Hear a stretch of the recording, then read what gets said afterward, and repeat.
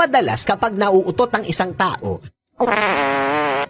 naghahanap pa sila ng banyo o kaya open area upang hindi mapahiya sa mga kasama. Pero alam nyo ba, ayon sa pag-aaral, ang pag-utot daw kasamang inyong partner ay nakakapagpatibay ng relasyon. Tara, let's prove it.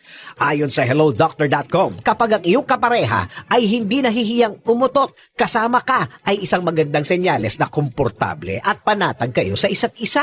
At alam niya na kahit na maglabas pa siya ng mabahong hangin sa kanyang katawan, ay matatanggap mo pa rin siya. Ang gawaing ito ay makakatulong upang mas lalong maging tapat at eksklusibo ang inyong relasyon. Dagdag pa sa University of Exeter sa United Kingdom na ang pag-amoy sa utot ng inyong partner ay may health benefits. Gaya ng matutulungan ka nito na magkaroon ng longer life sapagkat ang amoy ng utot ay may hydrogen sulfide na karaniwang natatagpuan sa amoy ng bulok na itlog.